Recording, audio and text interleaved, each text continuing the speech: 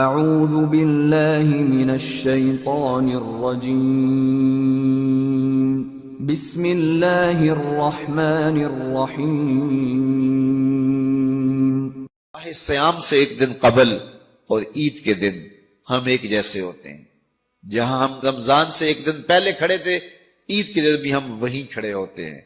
تو پھر ایک مہینہ اتنی طویل محنت کی اور مشقت اٹھائی، بھوک اور پیاس کاٹی، تو پھر کیا فائدہ ہوا؟ آپ ایک ڈاکٹر کے پاس جاتے ہیں اور اس سے دوائی لیتے ہیں اور مہینہ بھر اس کو استعمال کرتے ہیں، اور مہینے کے بعد آپ ٹیسٹ کرواتے ہیں تو جہاں تھی بیماری وہاں کی وہاں رہی۔ تو پھر دو باتیں ہیں، یا تو ڈاکٹر نے دوا ٹھیک نہیں دی، یا پھر آپ نے دوائی کے ساتھ پرہیز نہیں کیا اور جہاں تھے وہیں کے وہیں کھڑے رہ گئے۔ تو ڈاکٹر کے پاس دوبارہ جائیں گے تو وہ کہے گا جناب اس بیماری سے نجات تو ایک مہینے کے کورس سے ہو جاتا تھا، تو آپ کو آرام کیوں نہیں آیا؟ آپ نے پرہیز نہیں کیا۔ تو آپ اس کو کہیں کہ جناب ہم دوبارہ مجھے ایک کورس اور کروا دیں، لیکن پرہیز میں نے پھر بھی نہیں کرنا۔ تو ڈاکٹر کہے گا کہ نہیں جناب چھٹی کرو، اگر دوائی لینی ہے تو اس کے ساتھ جو احتیاطی تدابیر میں بتاؤں گا ان کو اختیار کرنا ہوگا۔ لیکن اگر کوئی شخص پھر دوسرا مہینہ کھاتا ہے اور احتیاطی تدابیر اختیار نہیں کرتا اور پھر ڈاکٹر کے پاس جا کہتا جناب آرام نہیں آیا، تو ڈاکٹر پھر اس کو کہے چلو دوبارہ لے لو، تو وہ تیسرے مہینے بھی کھائے، چوتھے مہینے بھی کھائے، ساری زندگی بھی کھاتا رہے، احتیاطی تدابیر نہیں کرے گا تو جہاں صحت تھی وہیں کی وہیں رہے گی۔ ماہ سیام آیا، پورا مہینہ دوائی لی، اور عید کے دن جب ٹیسٹ کروایا تو جہاں تھے وہیں کھڑے تھے۔ یا تو پھر دوائی ٹھیک نہیں ہے، میرے رب کی دوائی کس طرح ٹھیک نہیں ہو سکتی؟ جب اس نے کہا ہے لعلکم تتقون، تم روزے رکھو میں ضمانت دیتا ہوں تمہیں تقوی ملے گا، تو پھر تقوی نہیں ملا ہے تو پھر ہم نے روزے کی احتیاطی تدابیر کو اختیار نہیں کیا ہے، اور اتنی طویل مسافت کاٹی ہے، مشقت کاٹی ہے، بھوک کاٹی ہے، پیاس کاٹی ہے، لیکن اگلے سال ہم پھر آئے تو ہم پھر اسی طرح وہ مشقت کاٹنے لگے اور احتیاطی تدابیر ہم نے پھر اختیار نہیں کی۔ تو صاحبو یہ ماہ سیام زندگی میں ایک بار پھر آیا ہے، اس کو احتیاطی تدابیر کے ساتھ گزارو۔ من لم یدع قول الزور والعمل بہ فلیس للہ حاجۃ فی ان یدع طعامہ وشرابہ، کہا جو جھوٹ اور جھوٹے امور اور کام نہیں چھوڑتا اس کے بھوکا اور پیاسا رہنے کی کوئی ضرورت رب کو نہیں ہے۔ وہ روزے کے ذریعے سے تمہاری تہذیب نفس کرنا چاہتا ہے، تمہارے من کو سنوارنا چاہتا ہے، تمہارے اندر کی غلاظتیں دور کرنا چاہتا ہے، لیکن تم اس کو احتیاطی تدابیر کے ساتھ لینے کے لیے آمادہ نہیں ہو تو کاٹتے رہو، ہر سال مشقت کاٹتے رہو۔ 40 سال 45 سال 50 سال ہو گئے روزے رکھتے، ہر سال یہ ہوتا ہے کہ 29 شعبان کو جہاں کھڑے ہوتے ہیں 1 شوال کو بھی وہی کھڑے ہوتے ہیں، تو پھر کیا فائدہ اتنی مشقت اٹھانے کا؟ تو ماہ سیام زندگی میں ہمیں ایک بار ملا ہے، ایک بار ذرا اس کو احتیاطی تدابیر کے ساتھ گزار کے دیکھیے تو آپ دیکھیں گے کہ یہ روزہ کس طرح من کے اندر روشنیاں ڈال دیتا ہے اور کس قدر تقوی کا نور نصیب ہوتا ہے۔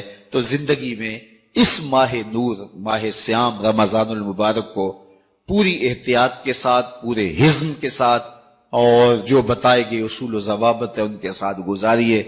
آنکھوں پہ بھی پہرا بٹھائیے، خیالوں پہ بھی پہرا بٹھائیے، سوچوں کو بھی آوارہ نہ ہونے دیجیے، رزق بھی پاک لیجیے، اور زبان پر بھی کوئی ایسا جملہ نہ آنے پائے جو رب کی ناراضگی کا سبب ہو، خیال بھی نہ بھٹکے، نظر بھی نہ بہکے، اور ایک ایک عمل زندگی کا خوبصورت ہو، منظم ہو، مرتب ہو، اور ادھر 30 روزوں کی بھوک ہو، اور پھر نتیجہ کیا ہوگا؟ میرے رب نے وعدہ دیا ہے لعلکم تتقون، تمہیں تقوی کا نور نصیب ہو جائے گا، تمہاری زندگی ایک عجیب کیفیت میں ڈھل جائے گی اگر تم روزے کو اس کی حقیقی لگتا ہے کہ جب جمعۃ المبارک یا نماز ختم ہوتی ہے تو لوگ مسجد سے ایک دوسرے کو دھکے دے کر کے باہر نکلنے کی کوشش کر رہے ہوتے ہیں، ایک سمت کھڑے ہو جائیں کہ موقع مل گیا ہے 2 لمحے اور کھڑا ہونے کا، لوگ آرام سے نکل جائیں گے تو میں بھی نکل جاؤں گا۔ جلدی جلدی مسجد سے نکلنے کے لیے جو بے چینی ہے، یہ ایک مومن کی زندگی نہیں ہے۔ اس کا جی چاہتا ہے کہ جو ہے وہ زیادہ سے زیادہ میں مسجد میں وقت گزاروں، اور مومن ایک نماز کے بعد جب دوسری نماز کے لیے انتظار کر رہا ہوتا ہے مسجد میں بیٹھ کے. ایک نماز پڑھ لی تو گیا نہیں ہے کہ اب یہیں بیٹھ رہتا ہوں, دوسری نماز پڑھ کے جاؤں گا, اللہ کی رحمتیں چھم چھم اس کے اوپر اتر گئی. میرے اور آپ کے آقا و مولا نے ارشاد فرمایا من لم یدع قول الزور والعمل به فلیس للہ حاجۃ فی ان یدع طعامہ وشرابہ. جس نے جھوٹ اور جھوٹے کام نہیں چھوڑے, اس کے بھوکا اور پیاسا رہنے کی اللہ کو کوئی ضرورت نہیں ہے. روزہ صرف پیٹ کا نہیں ہے, باقی اعضائے بدنیاں کا بھی ہے. پیٹ میں ہم نے جو حلال اور مشروع چیزیں تھیں ان کو ڈالنے سے بھی گریز کیا کہ ہم روزے سے ہیں. آپ کو ماہ صیام میں روزہ رکھا ہے, کوئی آب زمزم پیش کرے تو آپ کہیں گے جناب میرا روزہ ہے, جناب یہ مکہ المکرمہ سے لے کے آیا ہوں, ابھی عمرے سے آیا ہوں. آپ کہیں گے بہت اچھا, مجھے آپ دے دیں میں رکھ لیتا ہوں, لیکن اب نہیں لے سکتا کہ میرا روزہ ہے. کوئی آپ کو کھجوریں پیش کرے کہ یہ مدینہ تو رسول صلی اللہ علیہ وسلم کی کھجوریں ہیں اور یہ بالکل خالص مدینے کی سرزمین میں اگی ہیں, مدینے کی ہواؤں نے انہیں پالا ہے اور یہ میں وہاں سے خاص طور پہ آپ کے لیے لے کر آیا ہوں, تو آپ ان کو چوم کے آنکھوں سے تو لگائیں گے لیکن کھجور کھائیں گے نہیں. آپ کہیں گے جناب میرا روزہ ہے. میاں روزہ ہے لیکن یہ کھجوریں تو مدینے کی ہیں اور پاک ہیں, طیب ہیں, طاہر ہیں, تبرک ہے, لیکن آپ تبرک جاننے ماننے سمجھنے کے باوجود اس کو نہیں کھائیں گے. آپ کہیں گے کہ میرا روزہ ہے.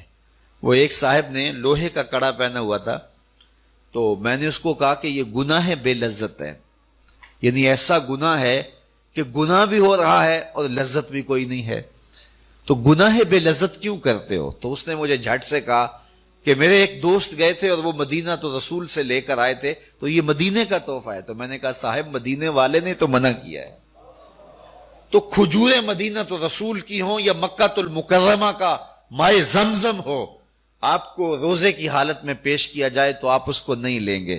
تو جو چیز جائز ہے, مشروع ہے, متبرک ہے, آپ وہ حلال ہونے کے باوجود بھی نہیں لیتے کہ وقتی طور پہ میرے اوپر ممنوع کر دی گئی ہے.